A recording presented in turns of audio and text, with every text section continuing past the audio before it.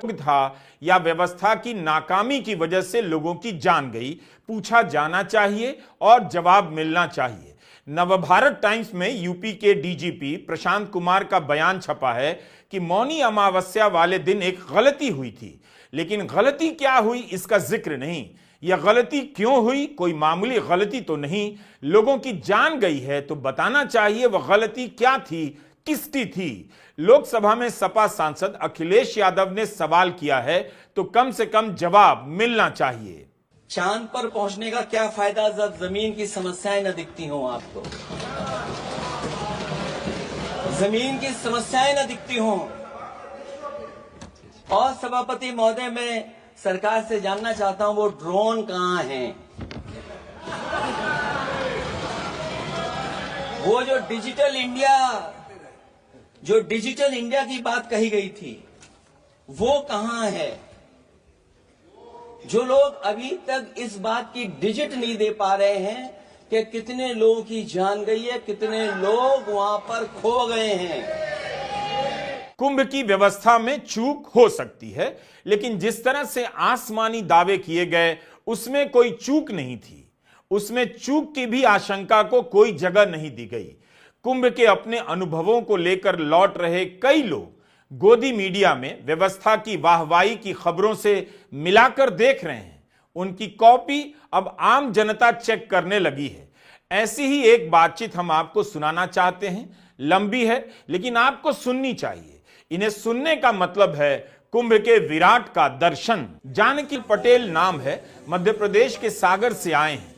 आप उनके बयान को सुनिए, सिर्फ इसलिए नहीं कि उन्होंने गोदी मीडिया पर कुंभ को लेकर जो अति प्रचार किया गया और जो उन्होंने देखा उसके बाद मीडिया के कवरेज की धज्जियां उड़ाकर रख दी, बल्कि इसलिए भी सुनिए कि एक आम आदमी अपनी आलोचना में कितना लयात्मक हो सकता है। उसकी आलोचना में जो कविता है, सरकार के दावों को पहचानने की जो क्षमता है, वही शायद भारतीय जन का सामान्य विवेक भी है, जिसका कोई जवाब नहीं। जानकी पटेल के शब्दों में कुंभ की व्यवस्था की आलोचना उस प्रशासन के लिए भी एक शानदार साहित्य है जिसने इस कुंभ को केवल आंकड़ों में बदलकर रख दिया है।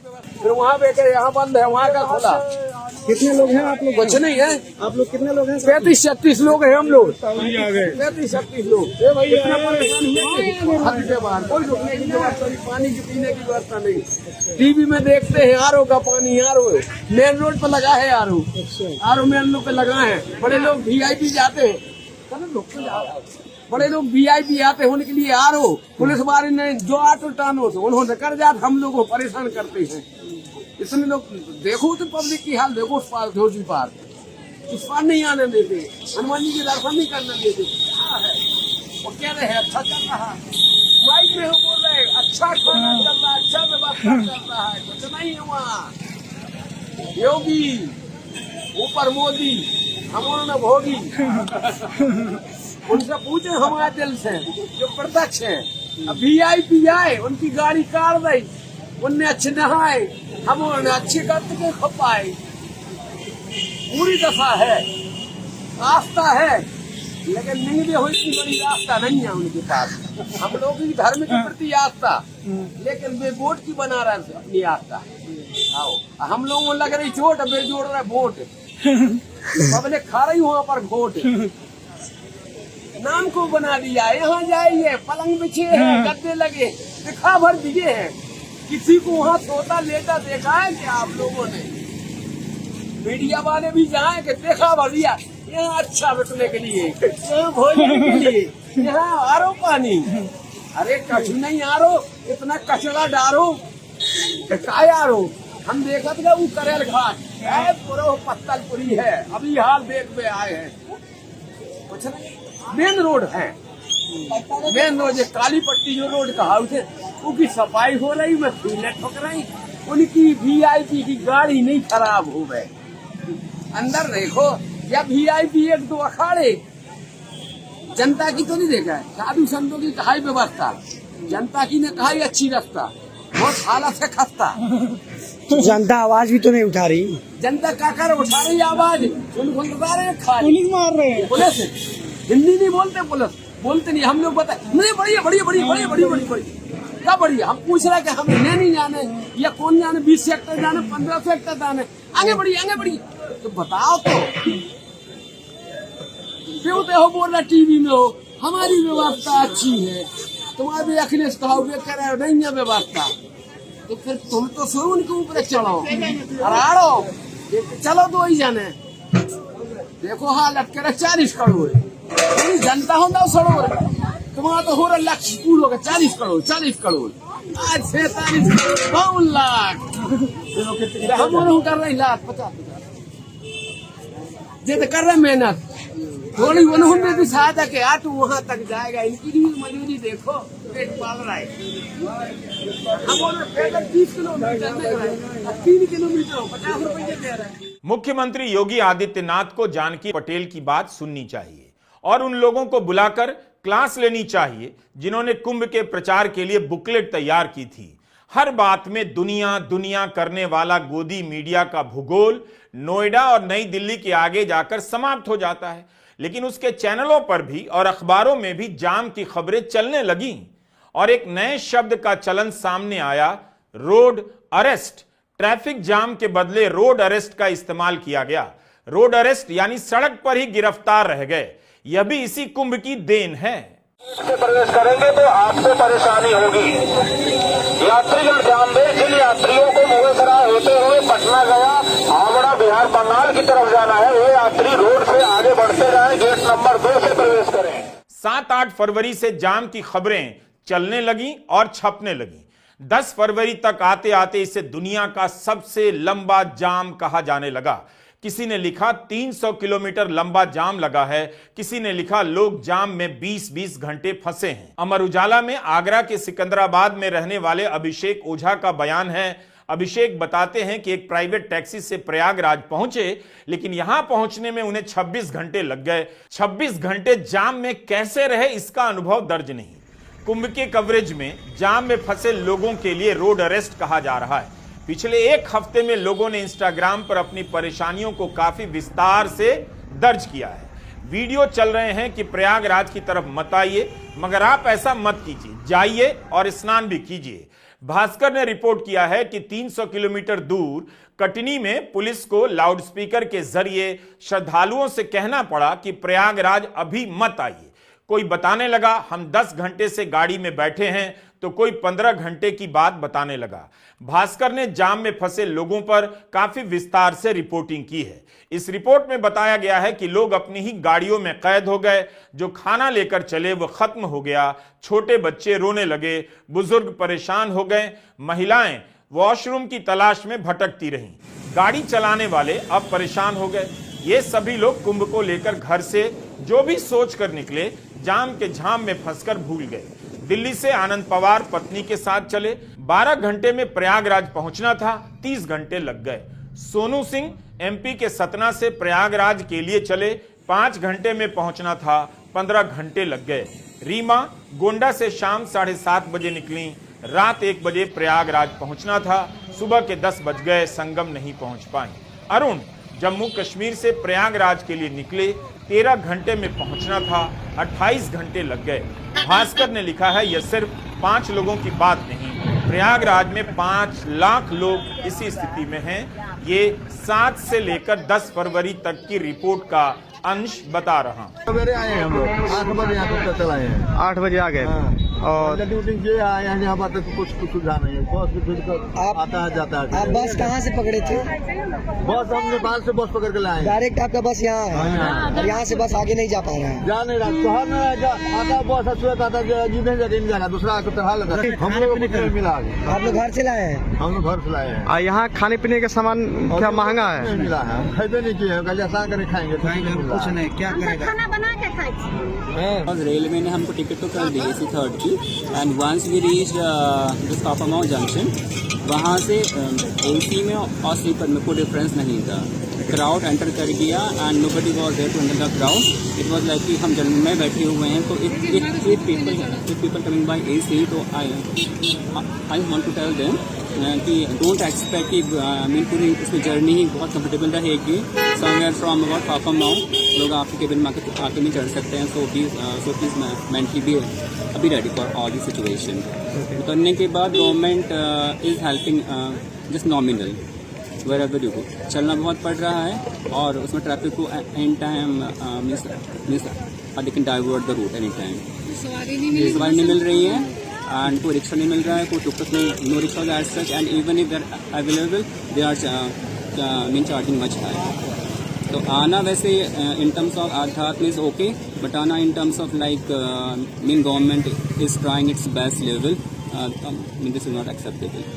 जाम को लेकर लोगों की नाराजगी से अगर किसी को लगता है कि लोग व्यवस्था परिवर्तन की कामना लेकर कुंभ से लौट रहे होंगे, तो उन्हें याद रखना चाहिए कि कोविड के दौरान कितने लोग मर गए, मरने वालों की संख्या पर विवाद हुआ, प्रमाण दिए गए, ऑक्सीजन नहीं मिल रहा था, फिर भी इस जनता ने भुला दिया और ऐसे भुलाया जैसे कोई बात नहीं। तो भारत की जनता के लिए जाम समस्या नहीं है। वह जिस सहिष्णुता और धीरज के साथ अपने अपने शहरों में जाम में फंसी रहती है, उसे अलग से देखिए। जाम ही उसका जीवन है।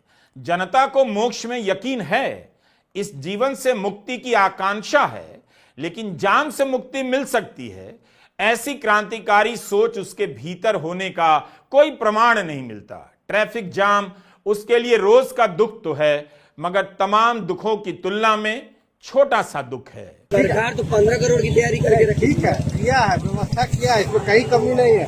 हम यूपी सरकार से बहुत खुश है, व्यवस्था से खुश है, हर चीज से खुश है।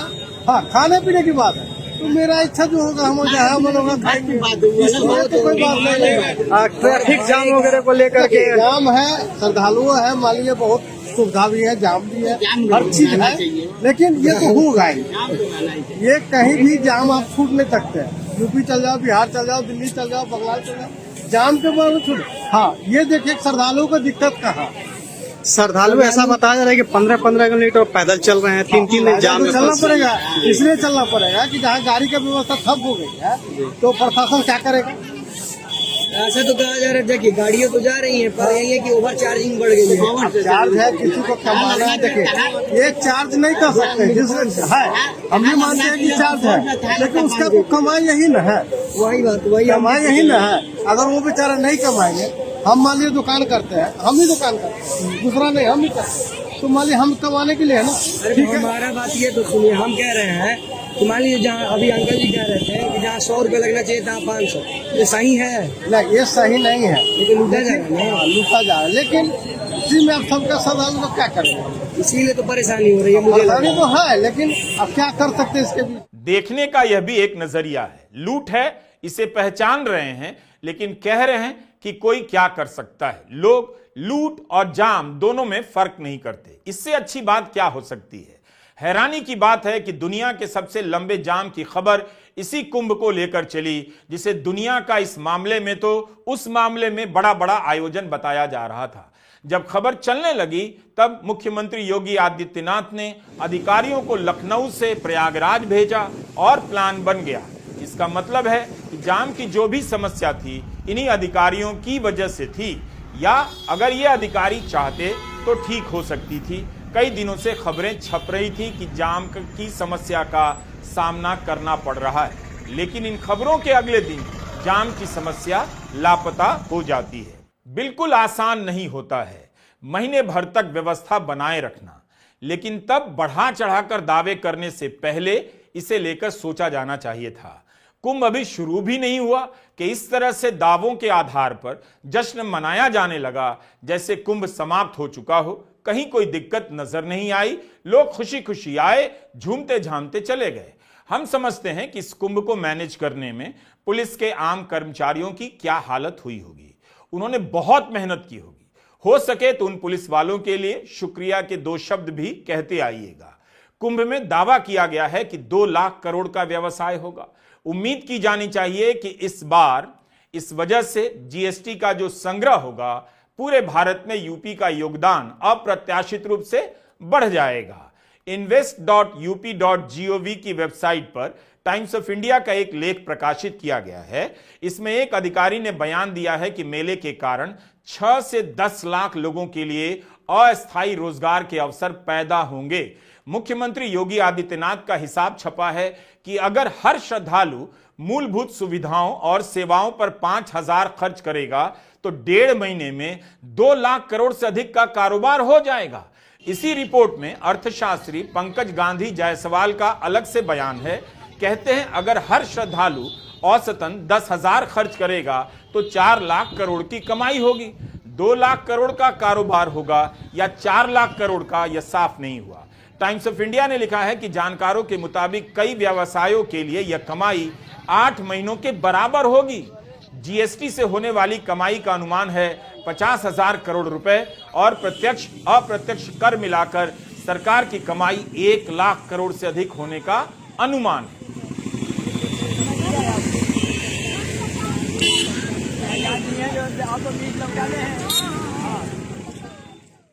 एक नजर जरा इस पर डालिए कि आम लोग कुंभ कैसे आ रहे हैं, किस तरह की सवारी लेकर आ रहे हैं। ट्रैक्टर टेम्पो भाड़ा करने का खर्चा अपना है तो डीजल का खर्चा क्या कुंभ का ही खर्चा माना जाएगा? जिस जगह से डीजल भराया गया है क्या उसे भी कुंभ क्षेत्र का खर्चा माना जाएगा? क्या इसमें ट्रेन टिकट, हवाई टिकट का भी खर्चा है? पता नहीं, लेकिन यहां आने वाले इन लोगों को देखिए, इनकी आर्थिक स्थिति अपने आप झलक जाती है। क्या इस वीडियो में दिख रहा व्यक्ति मेला क्षेत्र में पहुंचकर 5,000 रुपए, 10,000 रुपए खर्च करने की क्षमता रखता है? अगर एक दिन में वह 5,000 या 10,000 खर्च कर सकता है, तब फिर सर पर बोरा लेकर क्यों चला जा रहा है? क्या नाम हुआ आपका? हमारा नाम है गंगोले। गंगोले? हाँ। कहाँ से हैं गंगोले जी? गोंडा से। गोंडा। हाँ। तो कब आए थे आप प्रयागराज? कल आए थे। हाँ। सुबह में? सुबह में। हाँ। ट्रेन से? नहीं, बस से। अरे रुक जाओ तुम।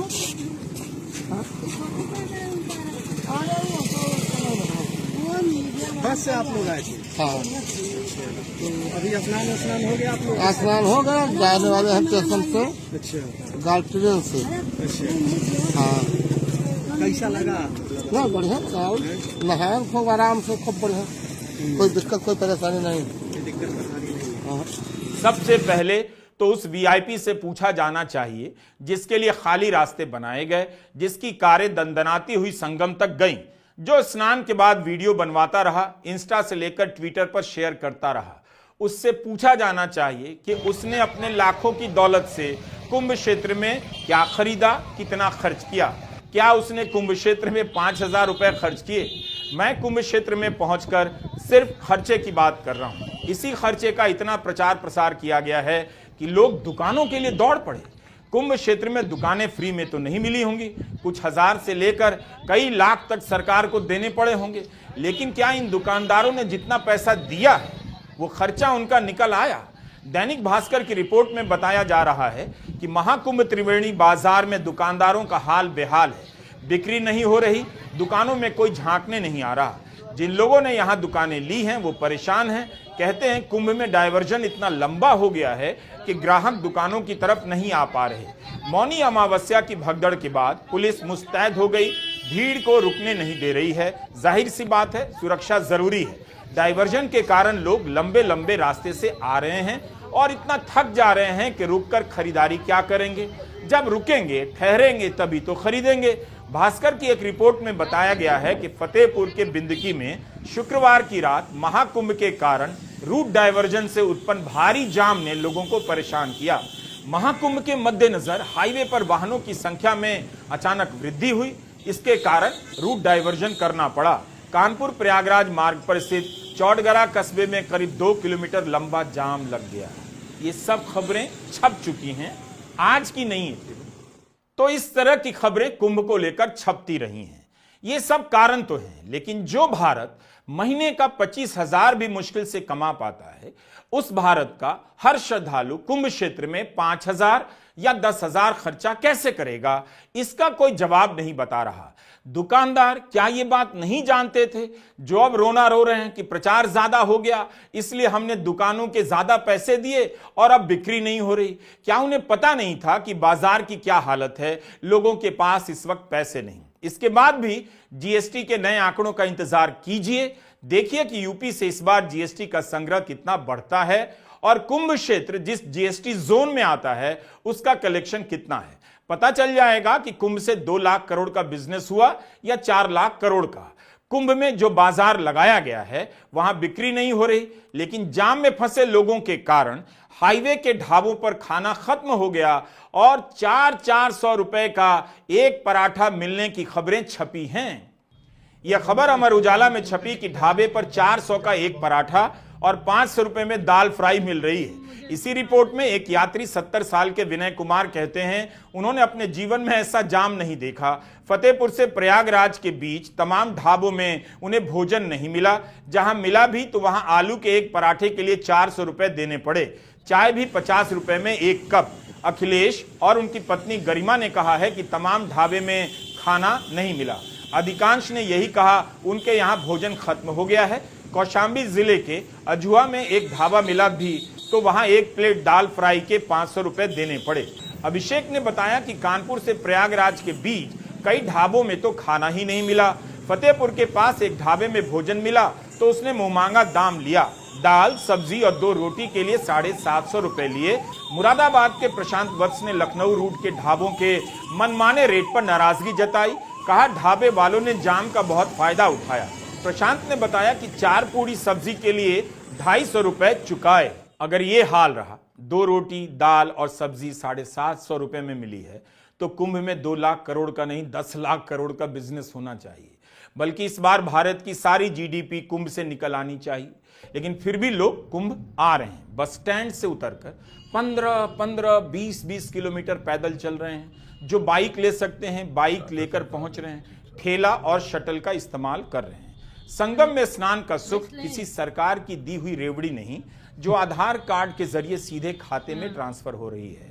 तमाम सवालों के बीच, समस्याओं के बीच कुंभ की सुंदरता से आप नजर नहीं हटा सकते।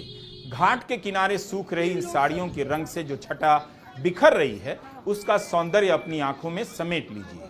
अब इसी को कोई जोड़ ले कि नहाने के बाद इतने लोग ड्राई क्लीनिंग करेंगे तो यह उसकी मूर्खता होगी। लेकिन घाट का यह दृश्य बता रहा है कि लोग अर्थव्यवस्था के इस मुश्किल दौर में भी अपनी बचत का पेट काटकर यहाँ आए हैं, यहाँ आएंगे, स्नान करेंगे। मौनी अमावस्या का मेला हो या माघ का या कार्तिक का, अपनी पवित्र नदी में स्नान करने वाला भारत अर्थशास्त्रियों के आंकड़ेबाजी के पहले से यहाँ आता रहा है। वह तकलीफों को दरकिनार करता हुआ चला आ रहा है, आता रहेगा। हाजीपुर बिहार से कब आए थे आप? परसों। कहाँ रुके थे?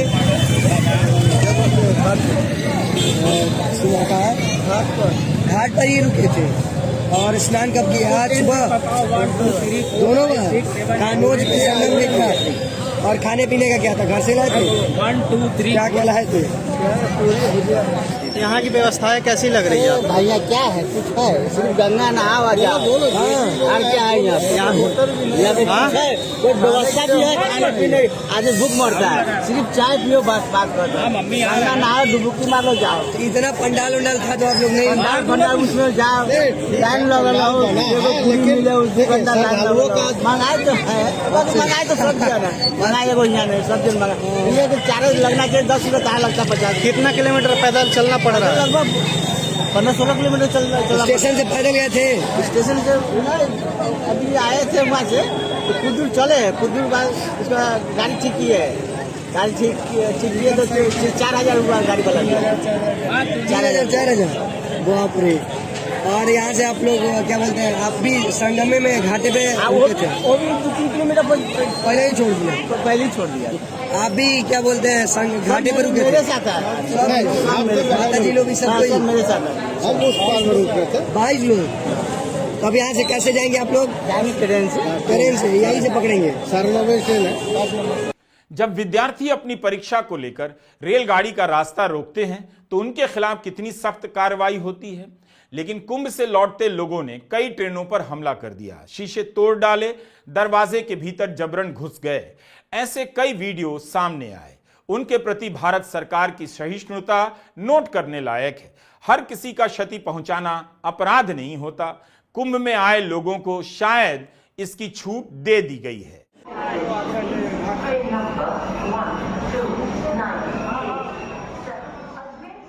यह प्रयागराज स्टेशन के भीतर का दृश्य है, विहंगम दृश्य। यहाँ चप्पे चप्पे पर भीड़ है, लोग खड़े हैं, लेकिन सभी के निकलने का इंतजाम भी दिखाई देता है। रैंप पर चल रही भीड़ कितनी अनुशासित है, लोग धीरे धीरे चले जा रहे हैं। इन्हें पता है धक्का मुक्की होगी तो मुश्किल सबको होगी। भीड़ भीड़ चिल्लाने वाले देख सकते हैं कि लोग इसी भीड़ में कितने सहज हैं। आम भारतीय के लिए यही तो रोज का जीवन है। इस छोटे से स्टेशन से इतनी भीड़ को निकालना और आने देना आसान काम तो नहीं होगा, लेकिन प्लेटफॉर्म पर पसरे लोगों की थकान में कुंभ का आनंद आप देख सकते हैं। सब एक दूसरे के बगल में लेटे हैं, कोई किसी के शरीर पर अपना शरीर टिकाकर ऊँघता हुआ जा रहा है। अमर उजाला ने लिखा है कि सामान्य दिनों की अपेक्षा ट्रेनों से सफर करने वाले यात्रियों की संख्या 2 गुनी बढ़ गई। रूरा स्टेशन पर कानपुर की ओर जाने वाली और कानपुर से आने वाली ट्रेनें खचाखच भरी हैं। कई यात्री लटक कर सफर कर रहे हैं। एक्सप्रेस ट्रेनों के कोच जनरल कोच की तरह भरे नजर आए। 7 फरवरी को भीड़ इतनी बढ़ गई कि वाराणसी कैंट से प्रयागराज जाने वाली महाकुंभ स्पेशल ट्रेन के इंजन में लोग घुस गए। यह वीडियो सोशल मीडिया पर वायरल है। कुंभ के लिए स्पेशल ट्रेनें चलाई जा रही हैं, मगर दूसरी ट्रेनें भी प्रभावित हो रही हैं। एक अन्य रिपोर्ट में अमर उजाला ने लिखा है कि प्रयागराज रूट पर अधिक व्यस्तता के चलते ट्रेनों का परिचालन भी प्रभावित है। रविवार 8 फरवरी को एलटीटी बनारस कुंभ मेला स्पेशल 13.5 घंटे, ग्वालियर बनारस बुंदेलखंड एक्सप्रेस 8.5 घंटे की देरी से बनारस स्टेशन पहुंची। कौन सी ट्रेन 10 घंटे लेट चली और किस ट्रेन के लिए यात्रियों को कितने घंटे इंतजार करने पड़े, यह सब कुंभ के अपने अपने अनुभव हैं। सरकार के दावों में इन बातों को कोई जगह नहीं मिलती। गोदी मीडिया आपको एक कंट्रोल रूम दिखाएगा कि वहां से रेल मंत्री निगरानी कर रहे हैं, लेकिन ट्रेन के भीतर का दृश्य नहीं दिखाएगा लोग कैसे कैसे सफर कर रहे हैं। इन सब के बावजूद कुंभ में आने का अपना आनंद है। यहां आने वाले कई लोग अकेले यात्री हैं तो कई लोग समूह में यात्रा कर रहे हैं। कुंभ में आने वाले लोगों को केवल भीड़ की तरह मत देखिए, बल्कि इस भीड़ में आने वाले अलग अलग लोगों के समूह को भी देखिए।